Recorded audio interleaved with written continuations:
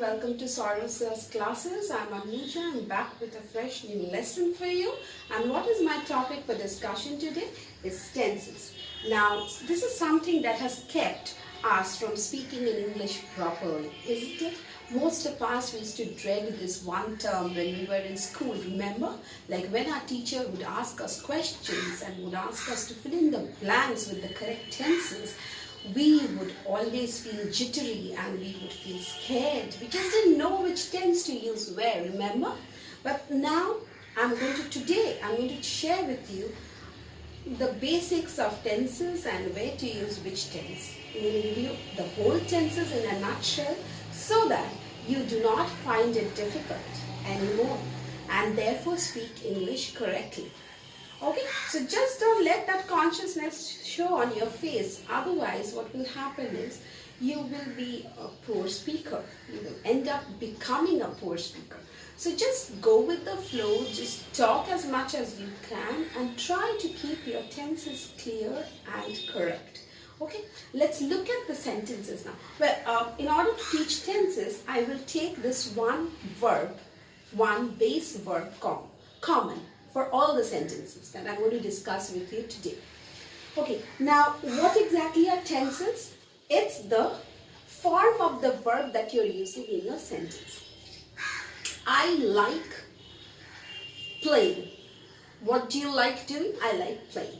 Okay, so basically I am eating, or maybe I am playing, or I am writing. So the tense of the verb is important for sentence construction. We cannot use the base form of the verb every time we talk about something. So we need to give a time to it. So the time of my verb is my tense. So it's that simple. We're going to use the word play in all our sentences. Okay.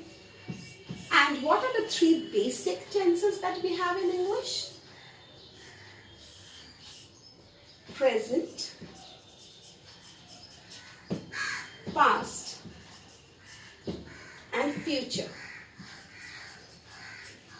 Okay, so past talks about an action that has already occurred. It has finished and it will no longer occur. Maybe not now, later on it just might occur. So there's a possibility, but past simply denotes an action that has got over. Okay. Now, next one is the present. Present tense talks about a general habit, a general truth, a fact. So these are the three things that this particular tense denotes. Fact, truth, and habit.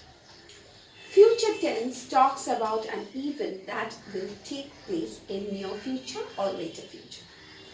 So in order to show the formations, I will be using the base verb play. Play as my base verb. With play, we are going to make sentences. Right? I hope you can see, all of you can see the board, right? So for now, I will be rubbing this off. Okay. Now, we will talk about the present tense first.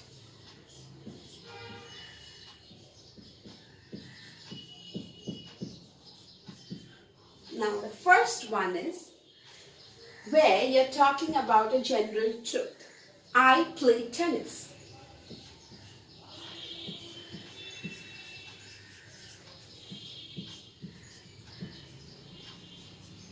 So, I play the game of tennis really well. Either you love playing it or you play the game of tennis really well. I play tennis. So, that's a truth about you, something that you do, that you know. I drive, I cook, I work in an office, or maybe she works in an office, Rita works in an office, Rita reads from a book really well. Okay, so something that is talking about a habit or maybe about a general truth. Okay. Sun rises in the east, so that's a general truth. So rises in the east. We cannot say risen in the east or rose in the east. It will never happen again. But it's a regular habit, a regular practice that will be happening from now till infinitive, time infinitive. Okay, so something that will always happen, will keep on happening. To talk about such things, you will always use a present tense. Okay. Now, here is something that I would like to tell you about the present tense. I'll just rub this off for a minute. You need to keep the noun number in mind. Noun number meaning first person, second person, third person. What is the first person? You yourself is the first person. What is the second person? The person who's standing other than you in the room, just opposite to you. Just one single person who's standing just opposite to you in the same room other than you. Now, what is the third person? Third person is any entity or any being that is not present here with you, but it's there somewhere else, and you're referring to that one being. Okay? So it's just there. So the verb changes. That's the reason I'm discussing it. I play football. She, let me just go on to the other side. Is it okay now? She plays football really well, or she plays tennis really well, and Rita plays tennis really well. Kathy works in an office. Okay, but you, I'll just rub this off for a minute. You play. Okay? You play tennis really well. So now that I've given you the 3 sentence structures, you know what to use where. I play tennis really well. She works in a bank. Rina works in an office. And you are there. Okay? You play tennis. You practice your work regularly. Such kind of sentences. Now, if we are talking about the plural thing, let's look at the plural sentences. First person plural number would be we. We play. We play tennis really well. You, all. We don't mention all in the sentence. What do we say? You all play tennis really well. Or you, all of you, really cook well. That way also we can put it. Really cook. Cook is the verb that we are using here, which does not have the plus S form to it. So the base form is used as it is when it comes to present tense. Now the last one is they play.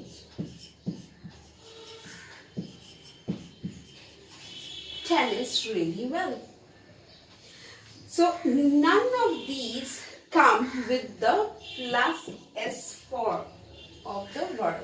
So we are not using the plus S form of the verb in any of these 3 or any of the other singular usages apart from the third person usage. Okay. So this much is clear to you? What is the future tense then? Future tense talks about, well, let's discuss the past first and then I'll come back to the future. Okay, we've done present tense. Hope most of you have understood present. Still, if you have any questions, please feel free to write in the comment section and come back with your questions. Because as a teacher, I would want you to come up with questions and I will be more than happy to answer all your queries, okay? So please to write in the comment section. Let's look at the next part, okay? Past tense. Past tense is very simple. It talks about an activity or an occurrence of the past. Something that has already occurred and will not take place now, or it's not happening now. For the time being, the action is over and it will not take place anymore. So that is very important when we are discussing past tense. Now sentences with past tense could be like we have play as our base verb. So what would be my sentence? What would it sound like? He played football really well, meaning the action has just got, not has just got over. I mean, he plays tennis no more. He played tennis when he was in school and he played tennis really well then. So he's no longer playing tennis and there is not a single possibility that he will start playing tennis again. So he played tennis really well back in school. So that's how you talk about, that's how you use past tense in a sentence. That is something more also. There are other usages like he played the guitar really well, meaning he does not play it anymore, or maybe he will not play the guitar anymore. Next, he ate the food that was given to him. Okay? Something that was given to him, the food is over, it's no longer there. Okay? He does not have he wore glasses when he was in school. So during the time when he was in school, he wore glasses. But later on, maybe he gave up wearing glasses and he's wearing contact lenses now. So there are other things to it. Last type is your future. So most of you have understood, right? The ED form. He played tennis very well. Okay, he played tennis very well, meaning he really played tennis well back in school. That's your past form. Let's look at the third form, which is my future tense. Future tense is actually very simple. Most of you know it's a self-explanatory term and you know what it shows. It denotes an action that will take place in near future or later future. Okay. He will play tennis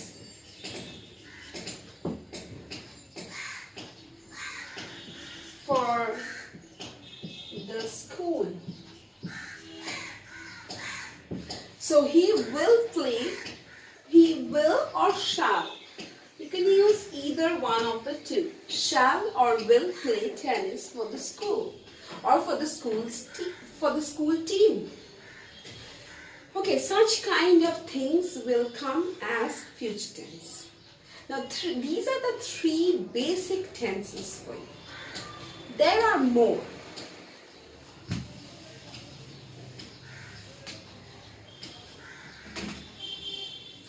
So I hope most of you have understood what I'm trying to say. The three tenses, let's have a quick recapitulation of what I have just taught to you. The three tenses and their forms. If we look at the first tense, which is my present tense. Present tense is used where to talk about general truths, about facts, about habits. Okay, something that you are used to doing every day. Something that you are not stopping but you're doing it continually. And it will continue for some time. So that's your present tense. I write very well. I speak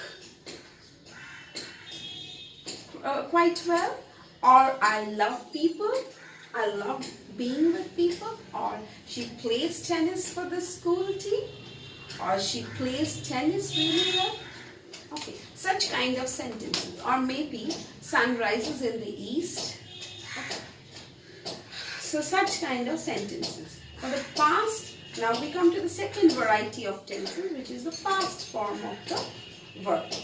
When do we use the past form? To talk about any past occurrences or any event that has happened in the past and the action is over. It will not resume now, or maybe it might resume after a while. So there's a possibility of the action to resume after some time. But as of now, the action is over. It has come to a stop. Like, for example, he played tennis for the school team. He played tennis really well. Or he wrote a letter to the governor. So the action is over. He's not writing it now. He's already written a letter and he's sent it over. Maybe a year back, he had written a letter to the, he wrote a letter to the governor. Okay? The next one is future. Future talks about any event that will happen now, near future or later future. He will play tennis. Maybe from next week onwards, he will start playing tennis. Or he will write a letter shortly to you. He will write a test tomorrow. Okay. So all these sentences show or talk about events that will take place later on. Not now, not right now, but maybe in an hour's time or maybe tomorrow or day after. Future time could be any time. You do not have a restricted frame of time. Okay. So the three basic tenses I've discussed with you. The detailed tenses I'm going to talk probably in my next video. So keep watching me on Tonnhauser's classes and do write your comments in the section below. Do come back with questions and try to use these sentences, these tenses in your sentences. Try to make basic, simple sentences with the words or with the tenses that you come across. Give yourself a random topic and use tenses to talk about those topics. Okay, that will give you a better understanding of tenses and maybe that will give you a better idea of what tenses are. Thank you for watching my video.